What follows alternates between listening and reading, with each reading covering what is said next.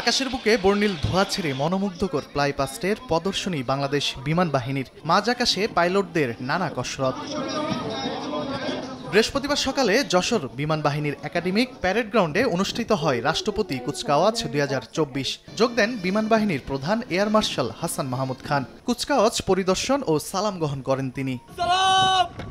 Commission প্রাপ্তির পর অনেকেই আবেগাপ্লুপ্ত হয়ে পড়েন। জানান আকাশ প্রতিরক্ষায় সবসময় সজাগ থাকবেন তারা। কমিশনপ্রাপ্ত অফিসার হয়ে আমরা দেশের সেবা করব, যাতে আমরা বাংলার যে আকাশ, আমাদের যে মোটো, যে বাংলার আকাশ রাখিব মুক্ত, আমরা এই মোটোটাকে রক্ষা করে এগিয়ে যাব।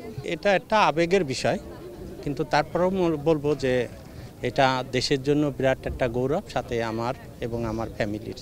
বিমান বাহিনীর প্রধান বলেন, কমিশনপ্রাপ্ত কর্মকর্তাদের মহান মুক্তিযুদ্ধ ও দেশপ্রেমের চেতনায় উদ্বুদ্ধ হয়ে দায়িত্ব পালন করতে হবে। এখন জন্ম সনদ দিয়ে খোলো বিকাশ স্টুডেন্ট অ্যাকাউন্ট। নিজের বিকাশ নিজে কর। আমরা মুক্তিযুদ্ধের চেতনা, জাতির পিতার আদর্শ ও আমাদের পূর্বসূরীদের পদাঙ্ক অনুসরণ করে এগিয়ে যেতে চাই। বিমান বাহিনীর মূল দায়িত্ব হচ্ছে দেশের আকাশ সীমার প্রতিরক্ষা এবং সার্বভৌমত্ব রক্ষা করা। যে প্রশিক্ষণ তোমরা গ্রহণ করেছো তার যথাযথ অনুশীলন ও বাস্তব প্রয়োগের জন্য সদা সচেষ্ট থাকবে। ৮৪তম বাফা কোর্স ও ডিরেক্ট এন্ট্রি ২০২৪-এ ১৩ জন নারী সহ মোট ৫৯ জন অফিসার ক্যাডেট কমিশন লাভ করেন। ছোটবেলা থেকে উড়ন্ত বিমান দেখে বোনা স্বপ্ন আজ বাস্তবে রূপ নিল নবীনেই কর্মকর্তাদের।